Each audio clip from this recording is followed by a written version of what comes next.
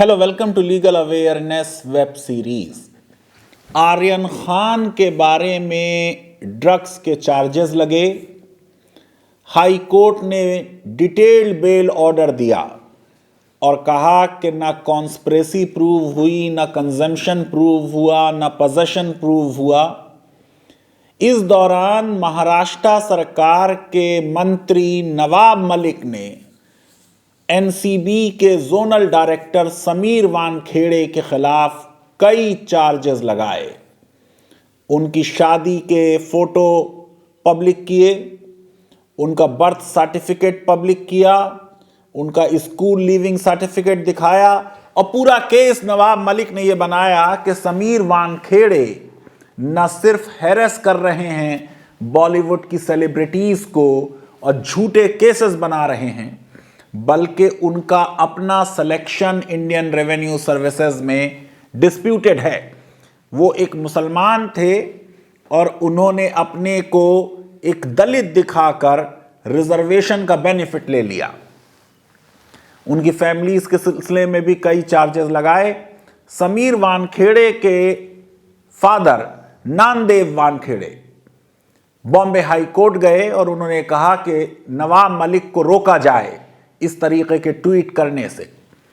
Bombay high court के single जज ने समीर वानखेड़े के फादर को कोई इंटरिम रिलीफ देने से इनकार किया, लेकिन अपने 50 से ज्यादा पेजेस के ऑर्डर में उन्होंने लिखा कि ऐसा लगता है कि नवाब मलिक के चार्जेस में कोई ना कोई मैलिस है। आपको हम लीगल अवेयरनेस वेब सीरीज में जो आर्यन खान पे हमने कई वीडियोस बनाए और नवाब मलिक पर भी, उसमें हम बता चुके हैं कि नवाब मलिक के सन इन लॉ को एक ड्रग्स के मामले में बंद किया गया। बाद में उनकी बेल हो गई। जिस चीज को कहा गया था कि वो ड्रग है, जो पाया गया वो एक हर्बल पाउडर लगा। और जब आर्यन खान के मामले में टीवी पर नवाब मलिक ने फिर समीर वानखेड़े को एक्शन में देखा तो उन्होंने उस मामले में रिसर्च शुरू कर दी और उस रिसर्च से कई बड़े रिवीलिंग फैक्ट समीर वानखेड़े के बारे में निकल कर आए, जिसके नतीजे में समीर वानखेड़े से आर्यन खान का इन्वेस्टिगेशन ले लिया गया। दिल्ली हेडक्वार्टर से एक अलग एसआईटी 5 लोगों की उस मामले को सुन रही है। मैंने बार बार आपसे कहा है इन वीडियोस में कि किसी को भी हैरेस नहीं किया जाना चाहिए। समीर वानखेड़े से अपने काम में गलती हो सकती है, ओवर एम्बिशियस हो सकते हैं, लेकिन उनके बारे में पर्सनल चार्जेस लगाना अच्छी चीज नहीं है। मैंने ये भी बात अपने वीडियोस में कही थी कि अगर कोई दलित था और मुसलमान हो गया और फिर दलित हो गया, तब भी उसे रिजर्वेशन का बेनिफिट लीगली मिल सकता है, क्योंकि कानून यह है कि अगर आपने घर वापसी की और आपकी कास्ट ने आपको एडमिट कर लिया, अपना समझ लिया, तो आपको दोबारा रिजर्वेशन का बेनिफिट मिल सकता है। गो कि यह बात भी बिल्कुल सच है, जो ये प्रावधान है जो शेड्यूल कास्ट के स्टेटस के लिए हिंदू होने की शर्त रखता है, यह बिल्कुल discrimination solely on the basis of religion है, क्योंकि हर धर्म में कास्ट सिस्टम है, चाहे वो क्रिश्चियनिटी हो चाहे वो इस्लाम हो। हिंदुस्तान के मुसलमानों का भी जो एक्सपीरियंस है उसमें भी जबरदस्त कास्ट सिस्टम है। उस पर प्रोफेसर इम्तियाज अहमद ने पूरी रिसर्च की है। बहुत लोग ऐसे हैं जो अभी भी शादी ब्याह में कास्ट में ही शादियां करना प्रेफर करते हैं।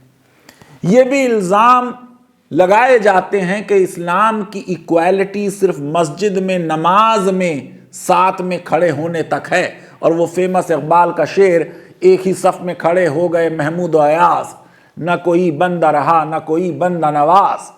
लेकिन अब एक पसमानदा मूवमेंट मुसलमानों में भी खड़ा हो रहा है, जो अपनी कास्ट आइडेंटिटी को असर्ट कर रहा है और जो ये भी कह रहा है कि जिस तरीके से हिंदूज में अपर कास्ट ने लोअर कास्ट पे जुल्म किया, उसी तरह मुसलमानों में भी अपर कास्ट लोगों ने सारे बेनिफिट्स मोनोपोलाइज कर लिए और लोअर कास्ट को परकुलेट नहीं हुए वो बेनिफिट्स।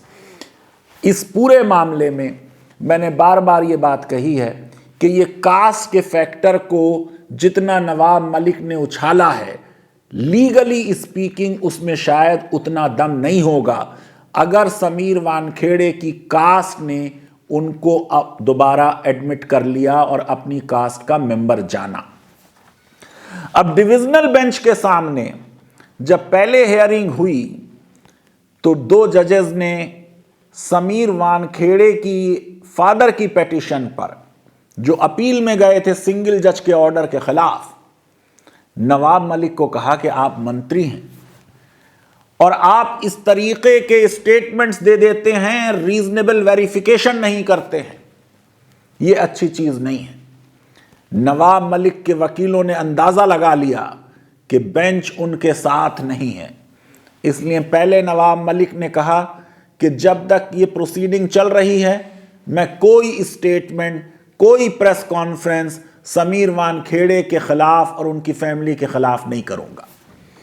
फिर फ्राइडे के दिन उन्होंने कुछ शराइत पर यह कहा कि अच्छा, सिंगल जज का जो ऑर्डर है उसको क्वैश कर दिया जाए और जब तक ये केस दोबारा सुनेंगे सिंगल जज, तब तक मैं कोई ट्वीट या कोई स्टेटमेंट समीर वानखेड़े की फैमिली के बारे में नहीं कहूंगा। मैं ये समझता हूं ये नवाब मलिक की तरफ से बहुत बड़ा क्लाइम डाउन है। इनिशियली समीर वानखेड़े के फादर के वकील ने इस पर एग्री नहीं किया क्योंकि जो 50 पेज का सिंगल जज का ऑर्डर था उसमें बहुत सी बातें इंटेंशन और मैलिस को लेकर नवाब मलिक के विरुद्ध थी। लेकिन आज समीर वानखेड़े के फादर के वकील ने इस बात को एग्री कर लिया। दोनों की कंसेंट से बॉम्बे हाई कोर्ट ने सिंगल जज के इंटरिम रिलीफ डिनाई करने वाले ऑर्डर को क्वैश कर दिया और अब केस दोबारा सिंगल जज के सामने सुना जाएगा। पहले नवाब मलिक एक डिटेल्ड एफिडेविट देंगे, फिर समीर वानखेड़े के फादर 3 जनवरी तक उसका जवाब देंगे। इस पूरे मामले में मुझे बड़ा ताज्जुब हुआ है ये देखकर कि बॉम्बे हाई कोर्ट में इतनी तेजी से हियरिंग और फैसले होते हैं। अगर ये सारे केसेस में ऐसा ही होता है तो ये बहुत अच्छी बात है। बॉम्बे हाई कोर्ट के जजेस को इसकी मुबारकबाद दी जानी चाहिए, उनको सैल्यूट किया जाना चाहिए कि उनके यहां इतना स्पीडी जस्टिस है।